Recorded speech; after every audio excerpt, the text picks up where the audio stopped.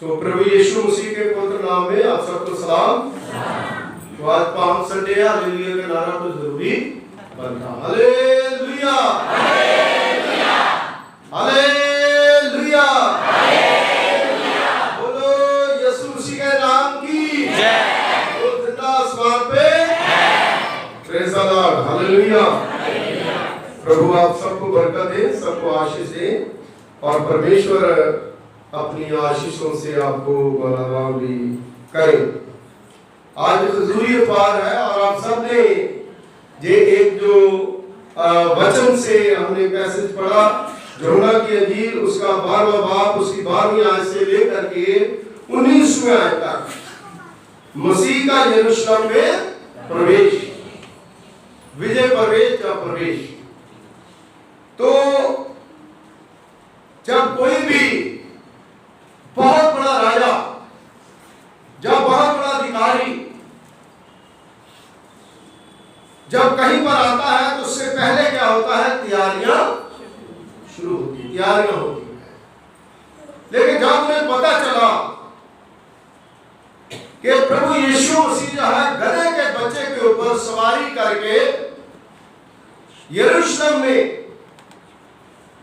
प्रवेश, विजय प्रवेश कर रहा है, तो लोगों ने क्या करा, खजूरों की डालियां, कपड़े और जो उनके पास सुविधा थी उनको लेकर के उनके आगे बिछा दिया। हालेलुया। क्यों कर दिया ये? क्योंकि ये नबियों ने जो भविष्यवाणी करी थी वो पूरी हुई। जितना कलाम है, जितना वचन है और यीशु मसीह के जन्म से लेकर के मरण तक और जो कुछ खुदा के कलाम में लिखा है वो सारा का सारा जो है नबियों के द्वारा भविष्यवाणी करी गई है। हालेलुया।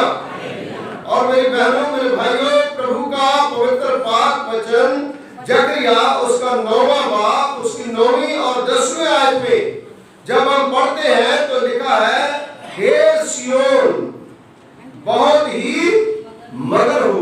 हालेलुया। क्या मगर है ना? जहाँ एक को मशहूरी देते ना, खाओ मगरते हो, क्योंकि वो जो घी है उससे अच्छा पकवान जो है वो बनता है। वो एक आपका ध्यान आकर्षित करने के लिए मैंने बोला। लेकिन ये जो मगन है, ये मगन जो है हम परमेश्वर में होना, खुदा में होना, लौलीन होना, मगन होना। जब हम मगन हो जाते हैं किसी चीज में तो जरूर जो है उस चीज को हम प्राप्त करते हैं, उसकी प्रशंसा करते हैं, उसकी महिमा करते हैं। और वचन में लिखा है, हे सियोन बहुत ही मगन हो, हे यरूशलेम जय जयकार। हालेलुया। जय जयकार का, क्योंकि तेरा राजा तेरे पास, तेरा राजा तेरे पास आ रहा है। और ये भविष्यवाणी जो है जकरिया के द्वारा करी गई, और वो जो भविष्यवाणी है वो उसमें यूहन्ना 12:12 में, जहाँ मत्ती की इंजील में, जहाँ न्यू टेस्टामेंट में जहां जहां उसका जिक्र आया है, उसको जो है वो पूरा जो है वो हुआ। और मेरी बहनों, मेरे भाइयों, आगे लिखा है, वह धर्मी और उद्धार पाया हुआ है। वो धर्मी और उद्धार पाया, वह दीन है, वह दीन है और गधे पर, वर्ण गधे के बच्चे पर चढ़ा हुआ आएगा। ये पहले की बात है, आएगा। लेकिन यूहन्ना की इंजील उसका 12वां बाब उसकी 12वां आयत में वो आ गया। यानी जो भविष्यवाणी थी, जो प्रोफेसी थी, वो प्रभु यीशु मसीह में पूरी हुई। क्योंकि रोमी हुकूमत जो है बड़ी सख्त थी और रोमी हुकूमत जो है उनके ऊपर अत्याचार करती थी। जब उनके राजे आते थे तो बड़ा हड़बड़ मच जाता था। लेकिन जब गधी के बच्चे के ऊपर कोई सवार होकर आता था तो वो शांति का प्रतीक माना जाता था। और वो लोग थे वे वहां पर सब लोग तो नहीं होंगे कि जो डालियां लेकर के आए, जहां मतलब कपड़े बिछाए, क्योंकि वो लोग थे जिन्होंने यीशु मसीह के बारे में जाना था, जिन लोगों को पता था, लिखा है कि यीशु मसीह जो मुर्दों को जिंदा करता है, बीमारियों को चंगा करता है, दुखियों के दुख दूर करता है, बड़े बड़े चमत्कार करता है। वो लोग जो है खुदावंद यीशु मसीह के पास भागे चले आए और आकर के क्या करने लगे, खुदावंद यीशु मसीह की महिमा करने लगे और नारे मारने लगे, काहे के होसन्ना पुकारने लगे। क्या कहने लगे, होसन्ना, धन्य इस्राएल का राजा जो प्रभु के नाम से, हालेलुया, धन्य है जो प्रभु के नाम से आता है। वो ब्लेस्ड लोग हैं। आप लोग अगर प्रभु यीशु मसीह के नाम को महिमा देने के लिए चर्च में आते हैं तो आप लोग ब्लेस्ड लोग, आप बरकत वाले लोग हैं, आपको खुदा बरकत देगा। हमारा पर्पस क्या है चर्च में आने का, हमारा पर्पस क्या है प्रभु के पास आने का, कि हम प्रभु के नाम को ऊंचा उठाएं, प्रभु के नाम को महिमा दें, खुदा के नाम को आदर दें। क्योंकि जब हम प्रभु के नाम को आदर देते हैं, परमेश्वर के नाम को आदर देते हैं, तो परमेश्वर जो है वो हमें ब्लेस करता है। Hallelujah, hallelujah. वचन में लिखा है 13वीं आयत में, योना की इंजील उसका 12 भाग उसकी 13वीं आयत में, खजूर की डालियां ली और उससे भेंट करने को निकले। कहां से ली खजूर की डालियां, कहां से ली? यीशु मसीह से मांगी या उसके चेलों से मांगी? अपने अपने अपने घरों से जो कुछ मिला। देखो कितनी बड़ी तैयारी। और वो लोग जो है वो सारी चीजें लेकर के उनके पास मिलने को निकले और पुकारने लगे, होसन्ना, धन्य इस्राएल का राजा जो प्रभु के नाम से आता। हालेलुया। जब यीशु को एक गधे का बच्चा मिला तो उस पर बैठ गया। जैसा लिखा है, हे सिय्योन की बेटी मत डर, देख तेरा राजा गधे के बच्चे पर चढ़ा हुआ चला आता है। खुदावंद हमारे पास आता है, परमेश्वर हमारे पास आता है, सबसे पहले प्रभु हमारे पास आता है। हम प्रभु पास नहीं गए, प्रभु हमारे पास आया। प्रकाश वाक्य उसके 3 बाब उसकी 20वीं आयत में लिखा है, देख मैं तेरे दिल के द्वार पर खड़ा, अगर तू अपने दिल का द्वार खोलता है तो मैं तेरे अंदर।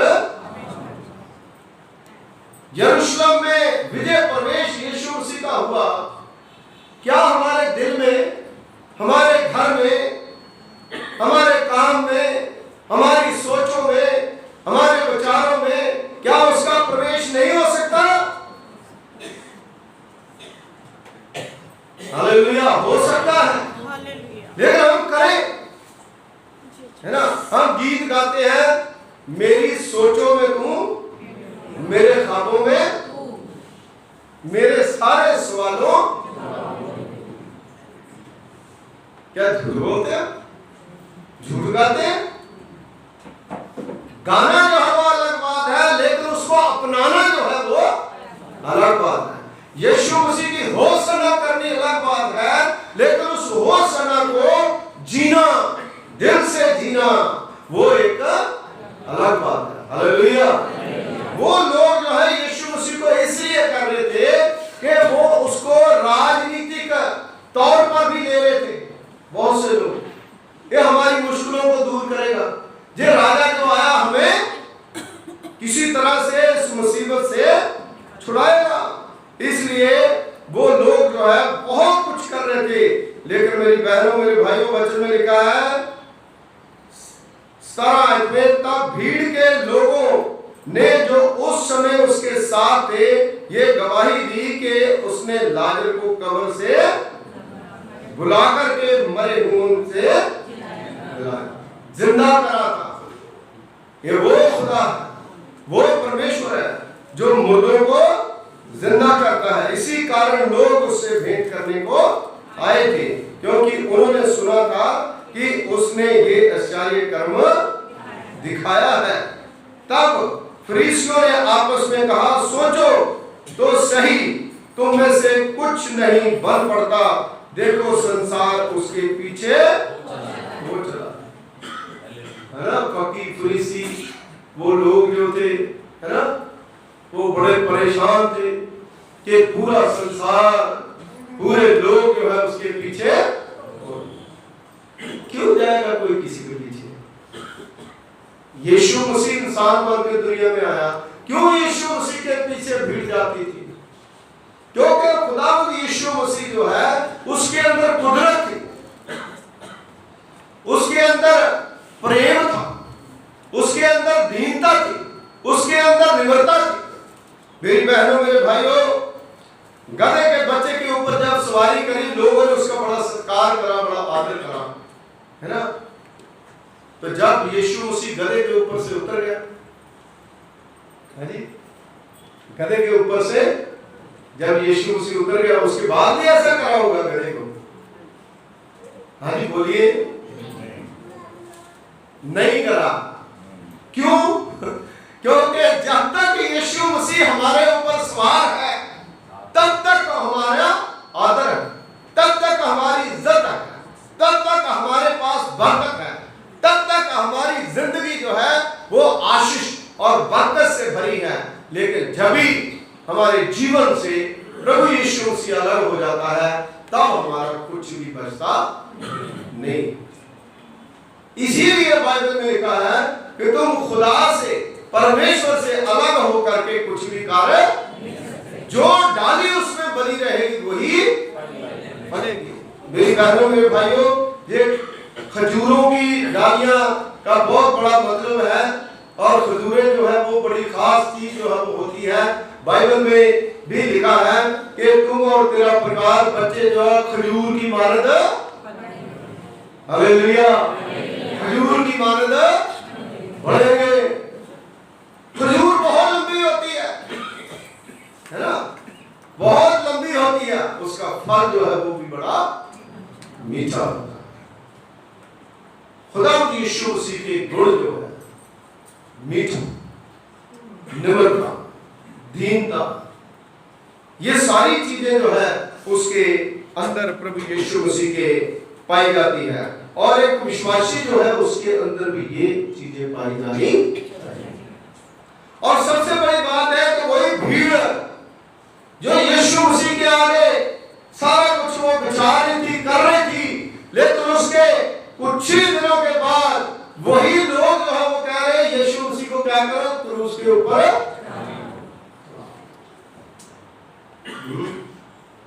जहां तो 4-4 क्विंटल चावल दे जाता है यीशु मसीह को, जहां उनके कार्ड बना जाता था, क्योंकि यीशु मसीह जो है वो दुनियावी नहीं, वो स्वर्गीय राजा, वो राजों का राजा और प्रभुओं का। वो गलत तरीके से सोचते हैं कई बार। परमेश्वर काम करता है, लेकिन किन लोगों में काम करता है? जो लोग उस चीज को समझते हैं।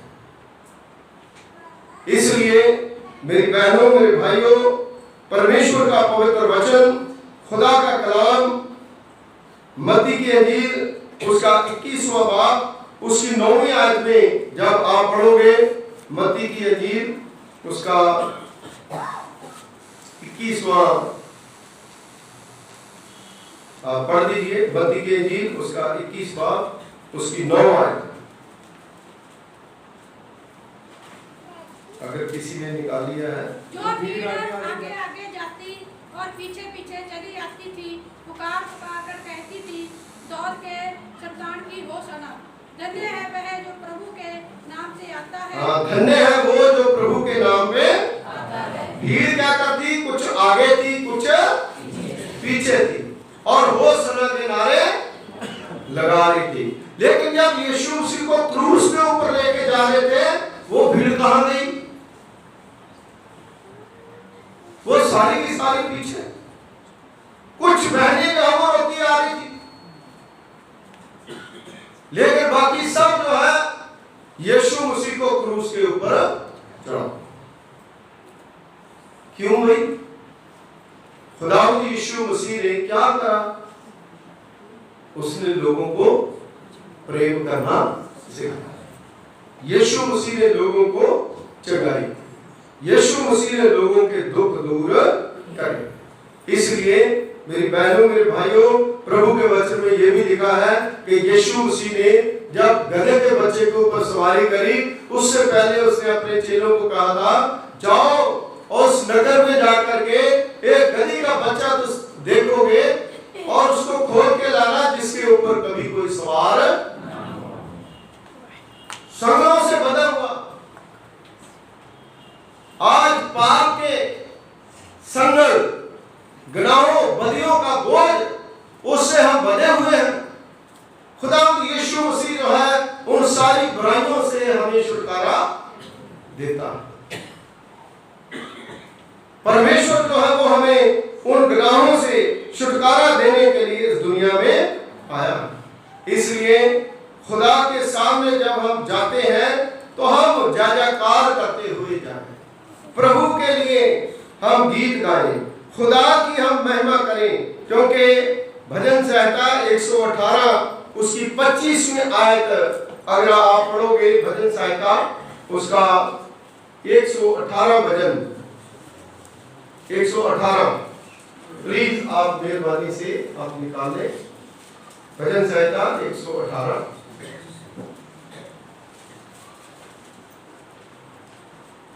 उसकी 25वीं आयत पढ़िए, 25वीं और 26वीं। हे यहोवा विनती सुन, उद्धार कर। हे यहोवा विनती सुन, सफलता दे। धन्य है वे जो यहोवा के नाम से आता है। धन्य है वे जो यहोवा के नाम से आता है। हमने तुमको यहोवा के घर से आशीर्वाद दिया। हमने तुम्हें यहोवा के घर से आशीर्वाद दिया है। खुदावंद यीशु मसीह के बारे में जो कहा गया वो प्रभु के नाम पे, परमेश्वर के नाम पे जब हम आते हैं, ये दूसरा आगमन है। उसके बारे में भी मत्ती के इंजील उसके 23वें बाब में उसके 39वें आयत में लिखा गया है। लूका की इंजील उसका 13वां बाब उसकी 35वें आयत में।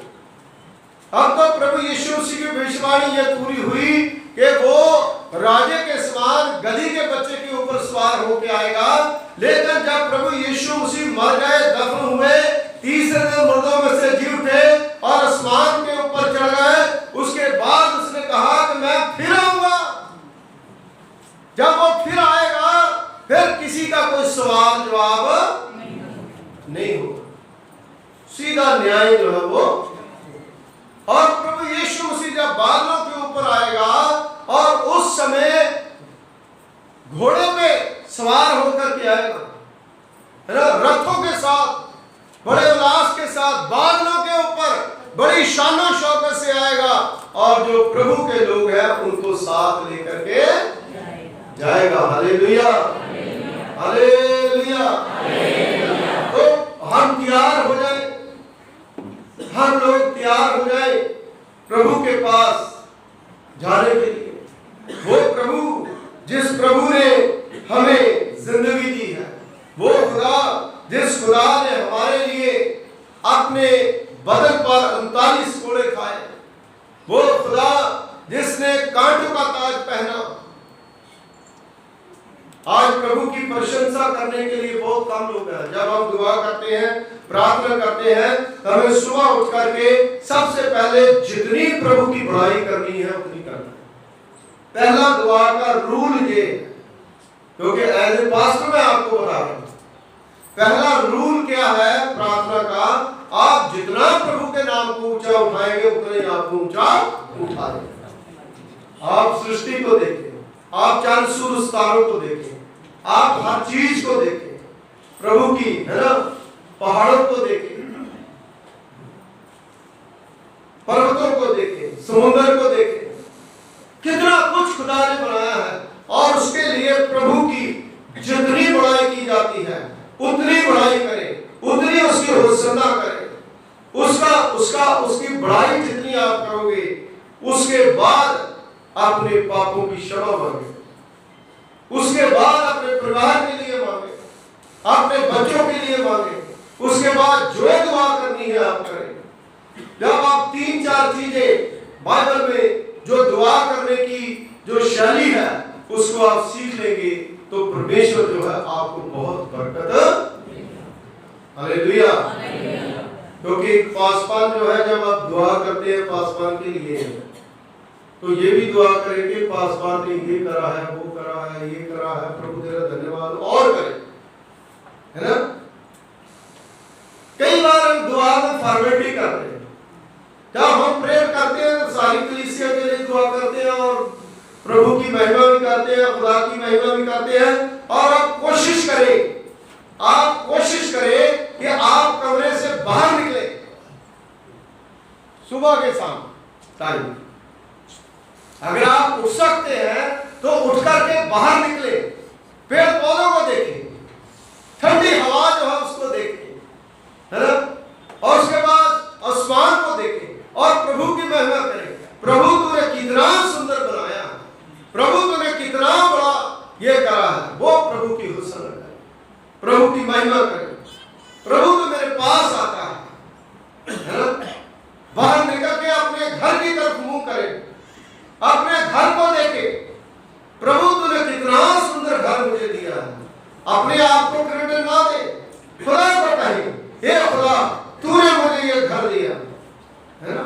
अपने पति के लिए दुआ करे, तूने मेरे पति को दिया है, तूने पत्नी को दिया है ना। भला के गाली निकालता हूँ लड़का, लेकिन हमारा काम क्या है? दुआ करना है। दुआ करेंगे, अगर गाली देता हट जाएगा, है ना। कोसना नहीं है, सुबह उठ करके बरकत देनी है, आशीष देनी है, प्रभु को स्तुति दे, परमेश्वर को स्तुति दे, है ना। तूने अच्छा दिया, भला दिया, तूने बहुत अच्छा दिया। अरे कहना तूने बहुत अच्छा। अगर ऐसा अच्छा अच्छा करते रहेंगे, अगर बुरा है तो अच्छा हो जाएगा, अगर बुरा बुरा करते रहेंगे तो और बुरा हो जाएगा। इस तरह से हम प्रभु की प्रशंसा करें। इन लोगों ने खुदा की स्तुति होसना, है ना, दाऊद राजा का जिक्र करके उन्होंने प्रभु की महिमा करी, परमेश्वर की महिमा करी। मेरी बहनों, मेरे भाइयों, जब आप एकांत में बैठते हैं तो आप ऐसा फील करें, ऐसा महसूस करें कि जीसस क्राइस्ट, प्रभु यीशु मसीह एक फरिश्ते की तरह, एक प्रभु जो है वो आपके सर के ऊपर हाथ रख रहा है, वो आपकी प्रार्थना मंजूर होगी। जितनी देर आप अनुभव नहीं करते, आपकी प्रार्थना में दम नहीं है, माफ करना जी, ये बात जो है वो सच है। अगर आपको ऐसा नहीं लग रहा कि खुदा ने मेरे सर पर हाथ नहीं रखा, खुदा मेरे इर्द गिर्द नहीं है, खुदा ने आपको छुआ नहीं है, आपने खुदा की आवाज नहीं सुनी है, तो वो प्रार्थना करने का कोई फायदा नहीं। आप पता नहीं कैसा आप फील करेंगे, सोचेंगे, लेकिन ये बात सच। दुआ का मतलब ही है कि आप खुदा से बातचीत कर रहे हैं। अगर खुदा आपसे बात नहीं कर रहा, या आप खुदा से बात नहीं कर रहे, आपका ध्यान कहीं और है, तो फिर वो कैसे कनेक्टिविटी, कैसे जुड़ी, है ना। जैसे बिजली है, बिजली की तार जो है, जब तक हम जोड़ को लगाएंगे नहीं, करंट आएगा नहीं, बल्ब जगेगा नहीं, है ना। तार जो है लगाते समय दूसरी साइड लगा देंगे, लाइट आएगी। कनेक्शन ही नहीं हमारा खुदा के साथ। तो इसलिए ये लोग जो है जब होसना करते थे तो परमेश्वर की महिमा करते थे। तो आज मुझे और आपको क्या करना है? यीशु मसीह का जो विजय प्रवेश है वो यरूशलेम में हुआ है। क्या आपके परिवार में, आपके दिल में, आपके दिमाग में, आपके घर में हुआ है? जब दूसरा आगमन प्रभु यीशु मसीह का होगा तो हम उसके साथ कैसे जाएंगे? ये दुनिया जो है, संसार जो है, वो कुछ भी कहे, लेकिन आप लोगों ने अपना स्पिरिचुअल जीवन जो है उसको तबाह नहीं करना। शैतान जो है वो हमारा स्पिरिचुअल जीवन जो है वो क्या करता है, तबाह करता है। कहता है कि ये दुआ करनी छोड़ दे, ये करना छोड़ दे, ये वो करना छोड़ दे, तो उसके बाद शैतान अपना काम करना शुरू कर देता है। लेकिन मेरी बहनों मेरे भाइयों, खुदा जो है वो अपना काम जब शुरू करता है तो खुदा किसी चीज की कमी नहीं रहने देता। इसलिए हर दम हम प्रभु की स्तुति करें, प्रभु की महिमा करें। जितनी आप प्रभु की महिमा करेंगे उतनी, देखिए वो गधे का बच्चा जो है उसके बारे में भी मैंने ज्यादा नहीं इसलिए बताया क्योंकि वो गधे का बच्चा जो है उसके ऊपर यीशु मसीह ने सवारी करी है, कोई मामूली बात नहीं है।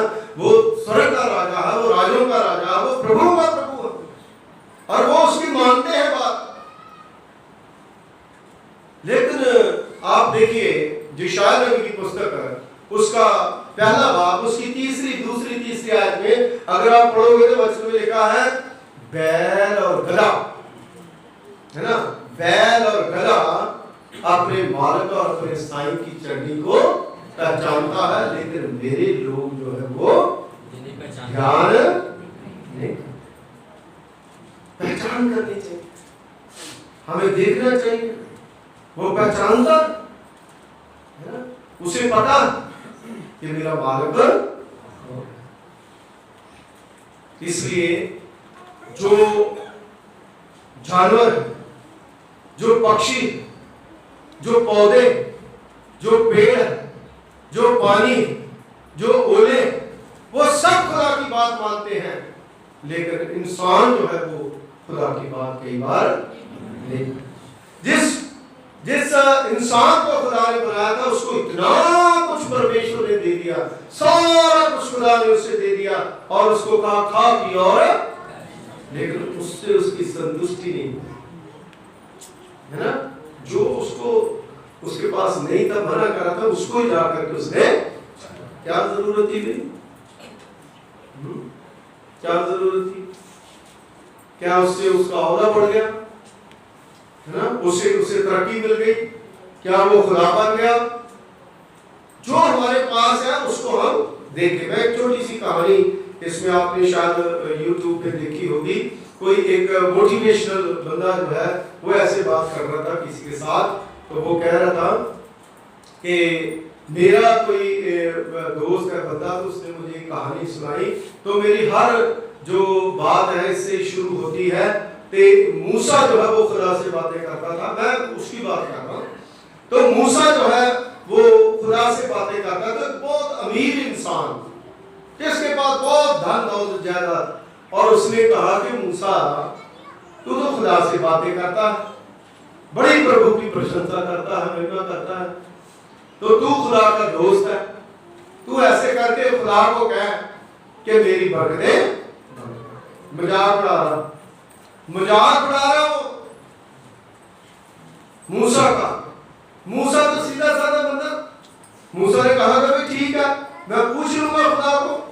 उसके बाद एक भिखारी बैठा है, उसके तन पे कपड़े भी नहीं अच्छे, तो वो मूसा को कहता मूसा तू तो यार खुदा से बड़ी बातें करता है, तू ऐसा कर कि खुदा को कह मुझे भी सारा कुछ दे, मैं कपड़े भी नहीं है मेरे पास, है ना।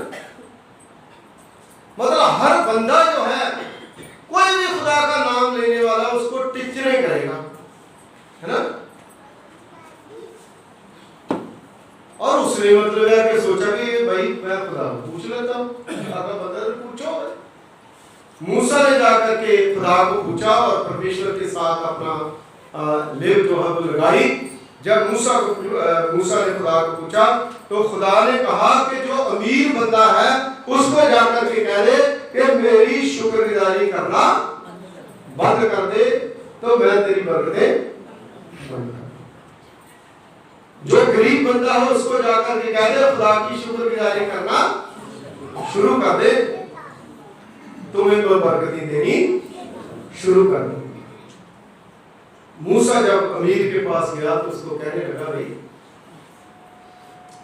आप ऐसा कीजिए, मैंने खुदा से बात कर ली है, तू खुदा की शुक्रगुजारी देना बंद कर। तो कहता है ये तो नहीं मैं कर सकता, ये तो नहीं मैं कर सकता, कहता फिर तेरी बरकतें बंद नहीं हो सकती। जवाब मिल गया। और जो वो कहता मैं कैसे शुक्रगुजारी उसकी करूं, मेरे पास तो कुछ नहीं है। आज क्या है कि लोग जो है सोचते हैं कि भाई मेरे पास ये कुछ नहीं है, मेरे साथ ऐसा हुआ, मेरे साथ ऐसा हुआ, मैं खुदा की शुक्रगुजारी क्यों करूं। नहीं भाई, अगर आपके पास थोड़ा है तो उसके साथ आप प्रभु की शुक्रगुजारी करेंगे तो उसको वो बढ़ाएगा। अगर आपके पास ज्यादा है तो अगर खुदा की शुक्रगुजारी नहीं करेंगे तो आपको पीछे लेके चला जाएगा। प्रभु की शुक्रगुजारी करना बहुत ही जरूरी, प्रभु का धन्यवाद करना बहुत ही, उसकी स्तुति करना बहुत ही जरूरी, उसको महिमा देना बहुत ही जरूरी है। हालांकि हमारे पास थोड़ा है तो खुदा के कलाम में लिखा, अगर तू थोड़े में दयानतदार है तो मैं तुम्हें बहुत सी चीजों का मुख्तियार है। अगर तुम्हारे पास ज्यादा है, अगर प्रभु की शुक्रगुजारी नहीं करते, प्रभु को धन्यवाद देना छोड़ दोगे तो तुम्हारा काम जो है स्टॉप हो जाएगा, बंद हो जाएगा। क्योंकि जब हम प्रभु को महिमा देते हैं तो परमेश्वर जो है वो हमें बरकत देता है, खुदा जो है आशीष देता है और अपनी आशीषों से मालामाल करता है।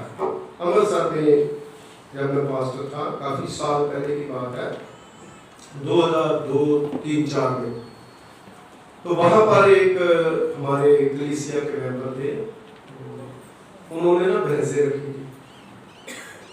भैंसे रखी थी तो वो चर्च में चाय के लिए दूध देते थे, दूध लेकर के आते थे, पेड़े के ऊपर प्रेयर कराते, दुआ करते थे। उनकी भैंसे बहुत दूध देने लगी, बड़ी मालामाल हो गए।